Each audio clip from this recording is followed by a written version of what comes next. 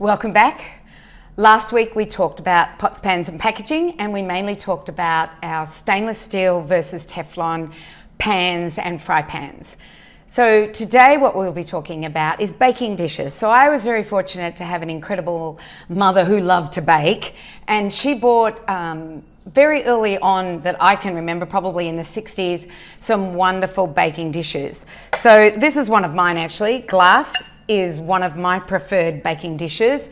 And remember, once again, if you have Teflon that is coating your baking dishes, then perhaps it's not the best thing for you to use, and it might be good to replace it. And this can be costly, but it's very well worth it, because it's all about the health of the food that you're putting in this and making sure that they are not leaching out any dubious chemicals. So yeah, my mum had stainless steel round. These are hard to find now because they just don't make them anymore. So if you find them, grab them. Oops, excuse me. And she had a square pan, and she also had, I'm making a bit of a noise here. She had the square pan, and she also had a pie pan. So I was fortunate to get these after my mum passed away. I also use glass baking pans like these for my baking. Now, a lot of people will want to put non-stick coated baking paper. We're going to talk more about baking papers and tin foils and Glad wraps and what we can use as an alternative in the next one. What I do is that I do the old-fashioned thing. I grease it, and I will grease it with coconut oil or butter or ghee or lard, depending on what I'm cooking. And back in the old days, I don't know if you remember this, but this is what I was taught.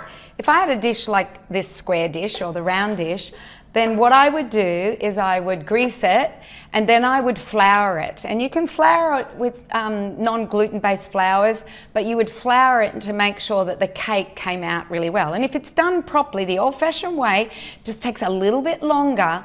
It's surprising that it works better than any of those papers and is better for you, which you'll learn about in the next video.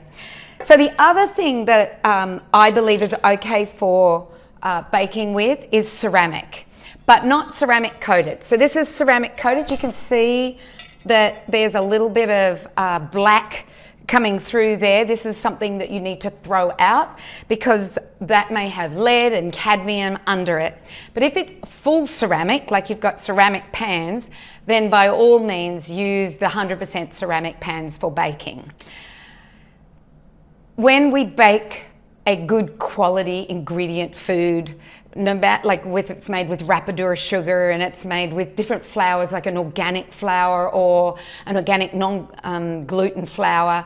And when we put good quality salt in it, instead of white salt, we put seaweed salt in it, and we put our good quality eggs. The last thing we want to be doing is putting our beautiful ingredients into a pan that could be leaching chemicals. So be very wary of the pans that you are baking with, and make sure that they are stainless steel, 100% ceramic or glass, in order for you to get a non-toxic, beautiful, I don't know, cake, cookie, whatever it is that you're making.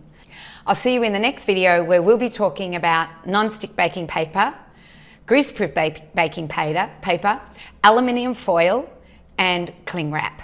And we'll have a look at the alternatives that we can use for that. Remember, if you read the book Lab to Table, you will see everything in the chapter Pots, Pans and Packaging. I'll see you in the next video.